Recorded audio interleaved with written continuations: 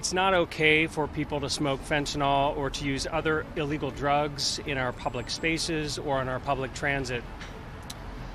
And the laws on the books need to reflect those basic health and safety standards. Well, that's Councilmember Alex Peterson explaining his position on some legislation he is sponsoring regarding public drug use and drug possession and making these into gross misdemeanors the city attorney can prosecute. Does he have the support of the rest of the city council? Some interesting political maneuverings going on behind the scenes on this issue this week. Plus, more downtown revitalization projects underway to transform businesses into residential units or other uses.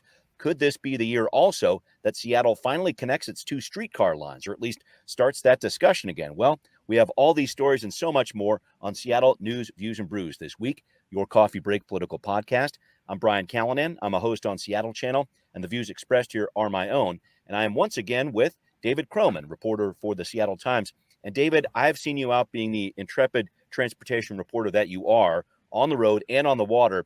How did your first parental test of having a kid on the ferry with you go? The same ferry system that has been canceling boats left and right. Was it okay? What's going on? Well, this is, I'll for Kitsap Transit's sake, this was on a Kitsap Transit boat. So okay. Thank you. Ferry boat. And they have been, they've been steady as she goes. They've got their schedule down to a minute. They'd only cancel boats for bad weather. So yeah, no, but they started up their Saturday service, and we took the little one on the boat, and he loves water. He loves anything water. So he had a great time. Awesome. Okay, good. And thank you for the clarification. I know there's going to be more ferry stories ahead here. So, David, always great to be with you. Thanks also to our background noise sponsor, City Grind Espresso on the first floor of City Hall. Thanks also to our show patrons. And the Seattle News, Views, and Brews sticker campaign needs you. Really hoping to boost this up if we can, folks. Please join us as a patron of the show. For just a $5 a month pledge, you can have a classy looking sticker for your fridge, for your coffee cup, whatever you need right there. And we feature photos of your stickers on the show too. We get questions from you as well as we talk about the show, really try to engage with patrons that way. So please do become a patron, and thank you for your support. Thanks finally to Converge Media. We partner with Converge on the video version of this podcast. Check it out on Converge's YouTube channel Wednesday nights at 7. All right, let's get going with right here, right now.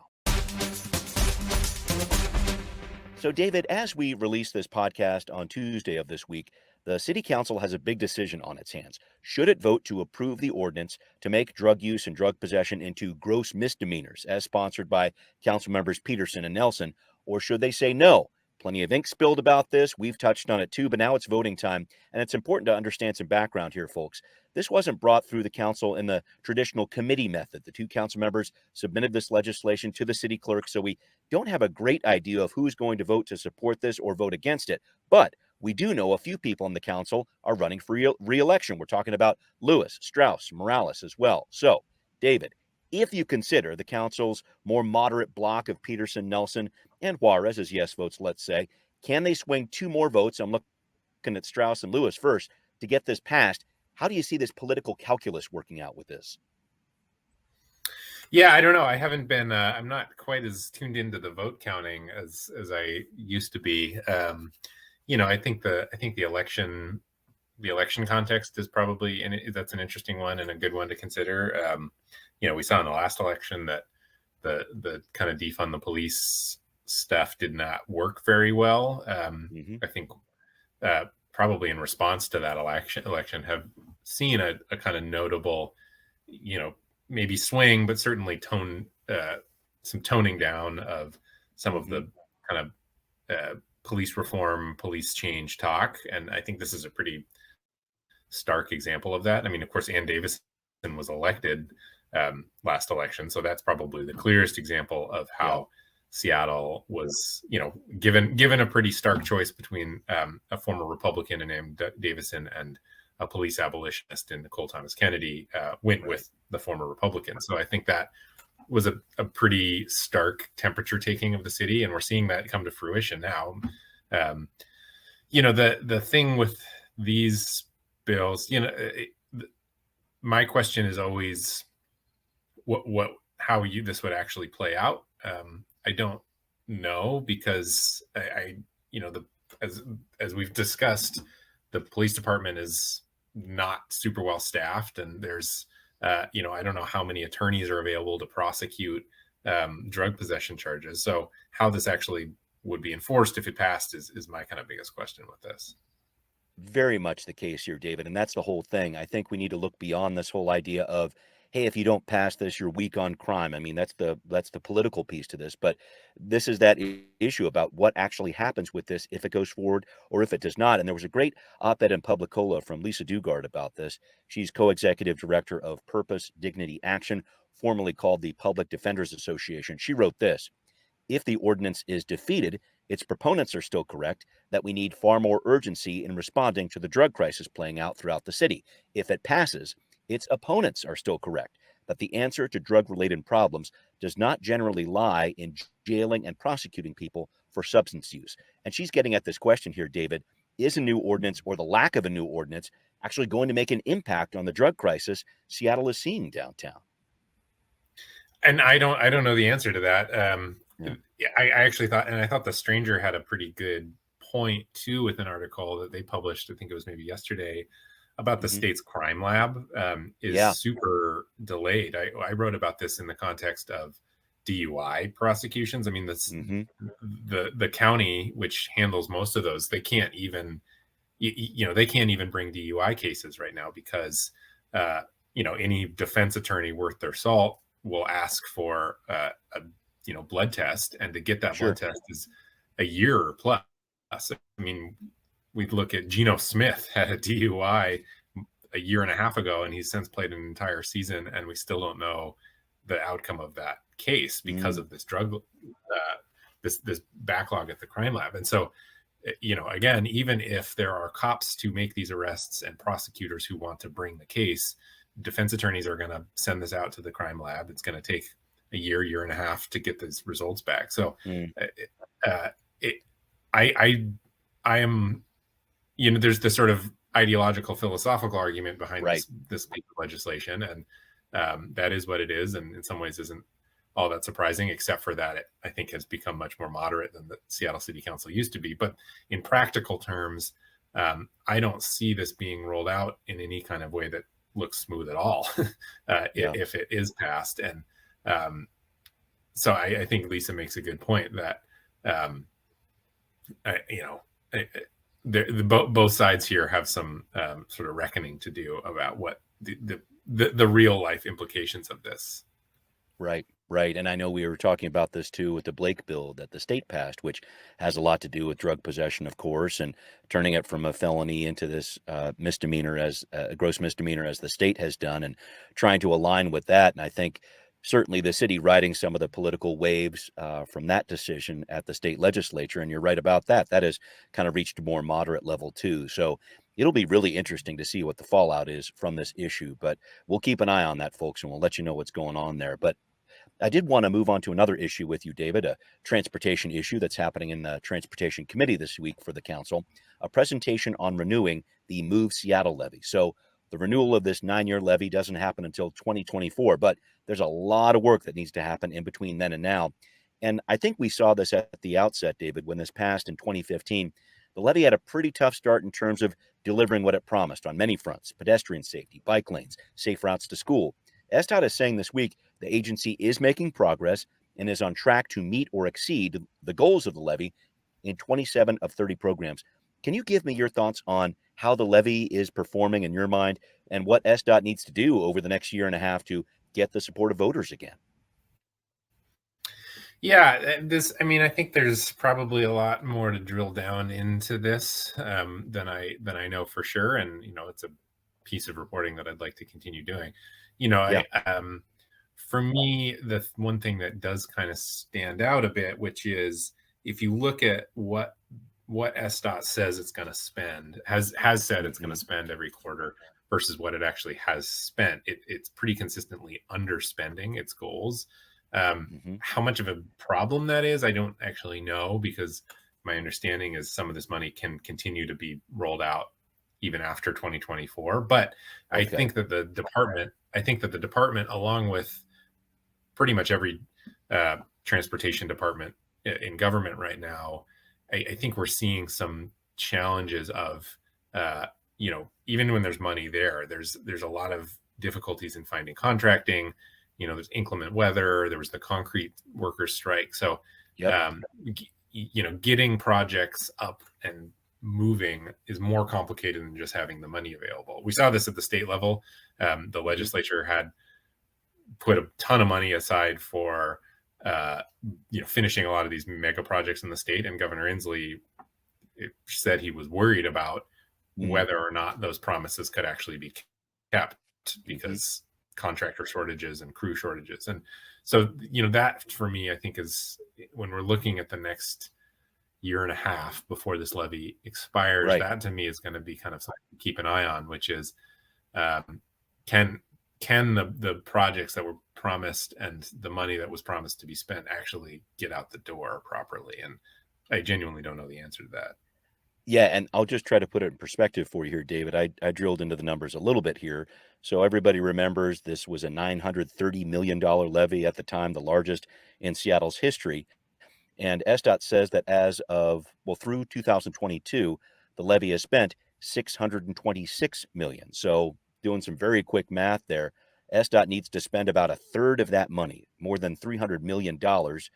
You're saying not necessarily over the course of 17 months, but I mean, the numbers are there. It appears that certainly the pandemic had an effect on this. Certainly the concrete strike had an effect on this. But man, when we're talking about just about a third of this levy that still needs to be spent, I think you're right. I think that's the part of it that SDOT needs to buckle down on it and see where it can start making these projects happen, because that sounds like a ton of money to me. Yeah, it is a lot of money. And again, I don't know. I still sort of need to figure out exactly how big of a problem that is. But if you look at, I was sort of going through some of this. If you look at the last, basically going back to 2018, when they did their reset on Move Seattle. Yeah. And you look at it's, I don't know how many quarters that is. It's 20 quarters or something, 21 quarters. Okay. And basically the department has underspent what it said it was going to spend on all but 3 of those quarters. So it's this is, and that's not to say that this is mismanaged, because there are some fairly legitimate reasons why that would be the case between COVID and the concrete strike and some winters, some gnarly winters that we might not be used to around here. But it does kind of get at the larger challenges of actually, you have all this money and actually getting it out the door. It's difficult to do. Yeah, it certainly is. And I think that's going to be a big challenge for SDOT going forward. Their new director, of course, Greg Spots, is talking a lot about this and will be over the next year and a half. So we're going to see how that plays out too. So David, thank you for your input on that one. And I know I'm looking forward to some more reporting from you on that issue as well. All right, well, up next, downtown Seattle activation continues. A big plan getting rolled out this week to convert business spaces into residential homes or other uses too. How's that going to work? What impact is that going to have? We're talking about that next on Now Hear This. More news on the downtown Seattle activation front. Mayor Harrell is announcing this week the winners of the city's design competition for downtown office space conversions. So this means conversions into new residential or new commercial uses, and it's part of the mayor's larger downtown activation plan, which he's been talking about a lot. Just last week, he launched the Liberty Project to help businesses run by underrepresented communities, especially Black-owned businesses, to fill vacant storefronts, including ones downtown. And here's part of the message you're going to continue to hear from Mayor Harrell. By fostering meaningful collaboration between leading small business institutions and Seattle communities, we are taking tangible action to drive economic empowerment and create a vibrant, inclusive business landscape across Seattle.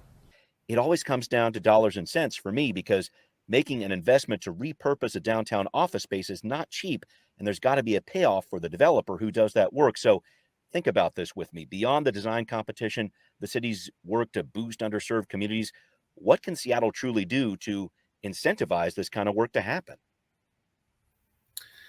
Yeah, I'll be honest. I feel like this conversation, which is pretty prevalent now in Seattle and everywhere. I heard a national NPR discussion about this the other day. It feels a little bit like, this one weird trick to solve our housing crisis, when in fact, appears to be a lot more complicated than and expensive than just kind of, you know, throwing up some walls. There are a lot of reasons why office buildings would not make great housing, or to turn them into great housing would cost just a huge amount of money. I haven't, you know, that's not to say it's impossible. I've always been thinking that, you know, we talk a lot about downtown and those big high rises. I was thinking about a lot of the kind of studio space or the smaller spaces, maybe in Pioneer Square, that Sure. I haven't heard a lot of discussion about that, but when you go into those spaces, that feels a lot more like something that could be converted to housing. But as far as the big office buildings, I have yet to hear a convincing pitch that sells that as an economical decision, or at least something that's more economical than, say, you know, allowing more duplexes in single family neighborhoods. Or, you know, it feels like a bit of an opt out from what are really the harder discussions, which is that, you know, density is probably needed in more parts of Seattle. Oh, yeah. Yeah. And you bring up a great point there about that whole missing middle housing debate that we've talked about on this program. And a lot of people have talked about too. Hey, it's great that you're expanding this possibility for developers to build duplexes, fourplexes all over the state, but it still has to pencil out for them to do it. I think that's part of it. And it was interesting, David. I looked into a little bit of this with Portland when it comes to converting office spaces. So they're kind of working on this too. And that city council in Portland actually relaxed some of the rules that are needed to convert these spaces, hopefully making it easier for developers. They did that back in March. And it's not like people are beating down the doors to do this. I mean, when you talk about putting in electrical infrastructure, when you talk about putting in different plumbing, et cetera, I mean, are you going to drill through, you know, the concrete of these different office buildings to make that happen? That's where I'm just not so sure how it's going to. I'm not saying it can't work, but I'm not sure how it's going to work. And will there be developers willing to spend the money to make it happen?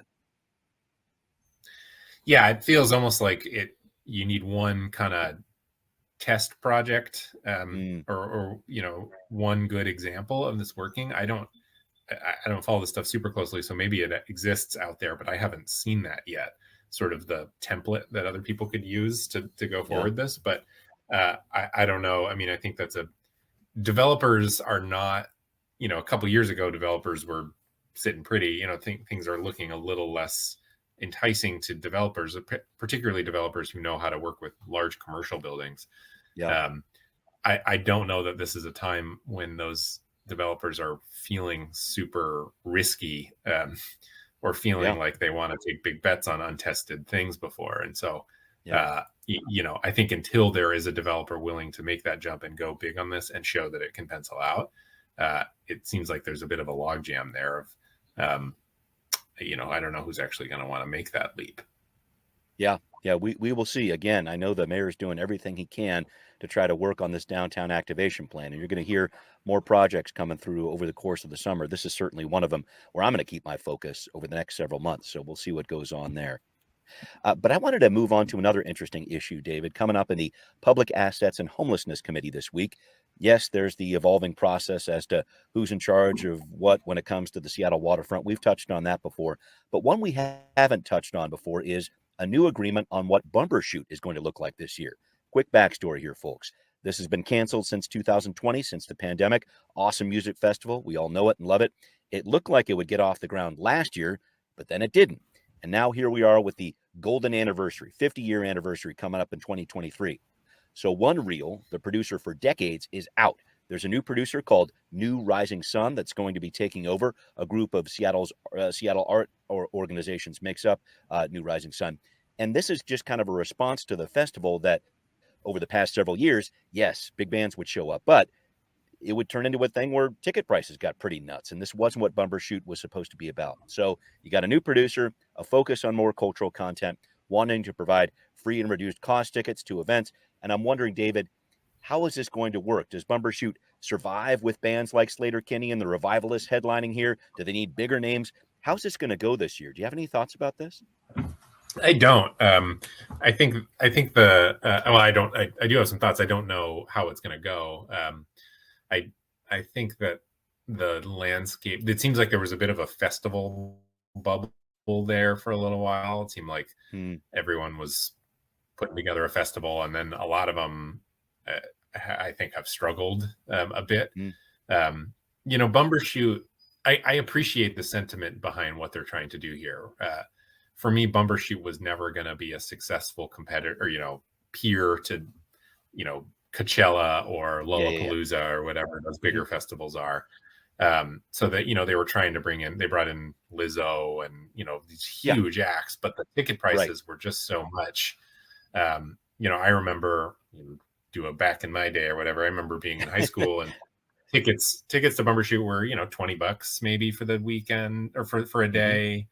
And even I remember that was like a bump up for a while there. I think it was like, you spend $50 and you get to go the whole weekend. And that was great because you just go and you kind of hang out with your friends, and then you don't catch bands that necessarily, but you find someone new or whatever. And that was a fun experience. So if they can really kind of recapture that, I can see a future for Bumbershoot.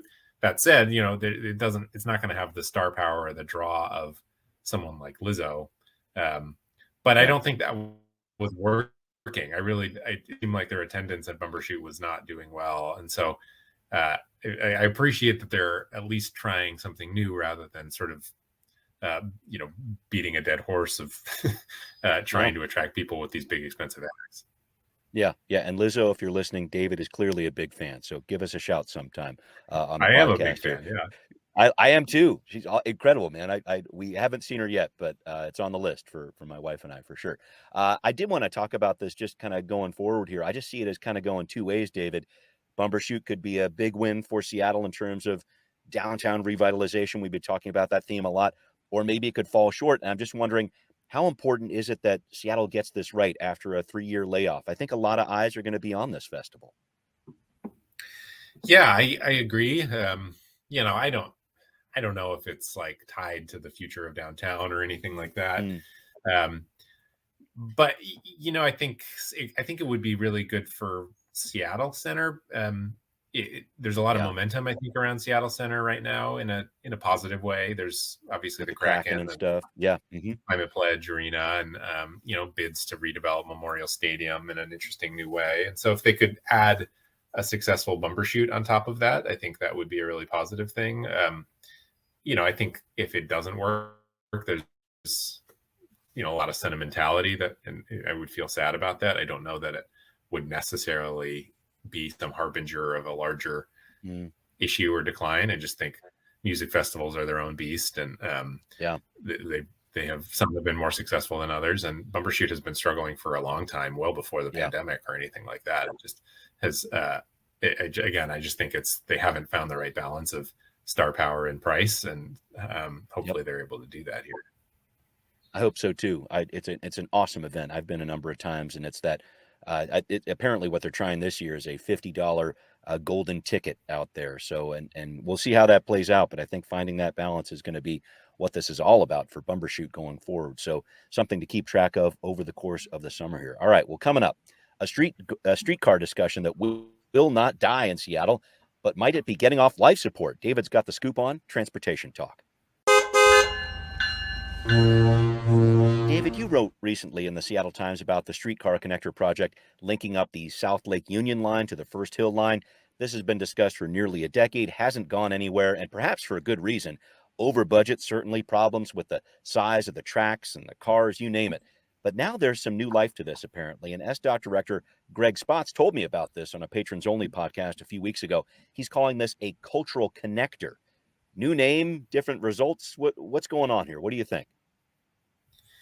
Yeah, he has really, it was one of the first things that he decided he wanted to back. I think he sees it as probably a legacy project in some ways, and so he just kind of came in guns a-blazing on this thing and has pitched Mayor Harrell on it pretty hard. The mayor, when he was on the city council, mostly, he wasn't a huge vocal proponent of the streetcar, but also voted in favor of it generally. So he has been someone who's been sort of basically supportive of this idea for a while. But I think this new pitch from this new director has built some momentum.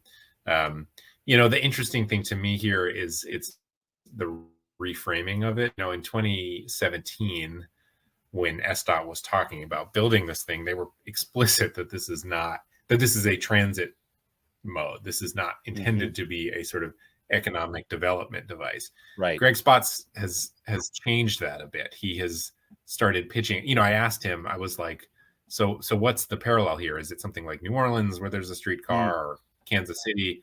And he said, no, my inspiration is the High Line in New York City, which is not a mode of transportation at all. It's a big park, which is a beautiful park. But his point being, like, we're trying to create some kind of piece of infrastructure here that spurs sort of a larger cultural momentum around it, which sounds great, and people salivate whenever you talk about the High Line. But I think the prospect of that succeeding is mixed and uncertain, to be sure.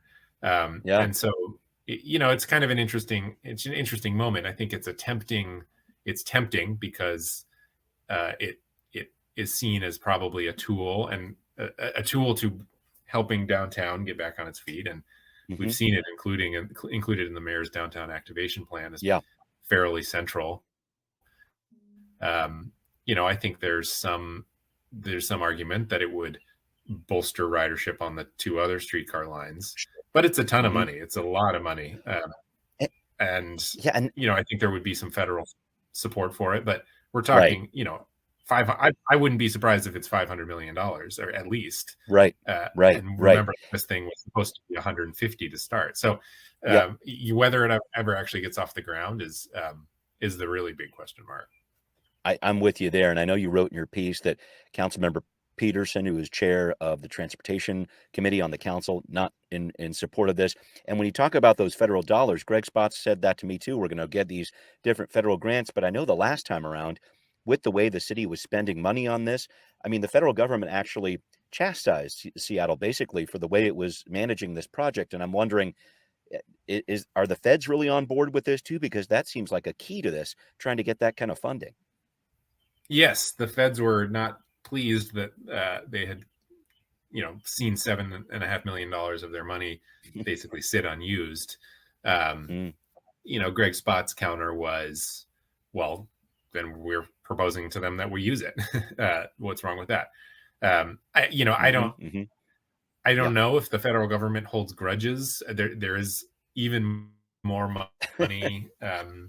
There's even more money available for transit project than there was when this first came in because of the bipartisan infrastructure bill. So my sense is the city's fairly confident it could get funding for this. How much funding and on what timeline is really the question. And because if you were to get half of it funded by the federal government, we're still talking $250 million that the city has to put up at a time when they're looking at decreased revenue and needing to shore up their budget already. So its future, it is building momentum for sure. It's getting more conversation. Its future is far from certain, though. That makes sense to me. David, thank you for breaking down those different pieces, and we'll keep an eye on what's happening with the streetcar for sure. We need to wrap up here. And David, 60 games into the season for the Mariners, there's this 10-game gap between the M's in Texas and the American League West. I'm not saying it's insurmountable, but definitely not very surmountable. What do you say? It just looks like such a major gap right now, looking out of a canyon almost. Yeah, I think they've got maybe the next month to show that they turn it around. And if they don't, I think we don't do anything at the trade deadline and wait until the offseason and try and sign Shohei Ohtani. And that's kind of the strategy here, because playoffs are looking pretty far off at this point. Yeah, and it makes me think of just how awesome last year's team was. I mean, talk about grit and guts to get their way through with even less offense than they're providing this year in terms of the big bats out there. So anyway, we shall see. I'm going to keep up hope, David. I know you will too. And thank you as always for joining me, sir. Thanks to everybody listening to Seattle News, Views, and Brews, where you can always find out what's brewing in local politics. This podcast is on Apple, Spotify. You listen to Lizzo, you probably listen to us wherever you like to listen. Please find Seattle News, Views, and Brews on Patreon and show your support there too. Thanks also for watching on Converge Media as well. We'll see you next time. Seattle News, Views, and Brews is an independent production of Callanan Media Services. Copyright 2023.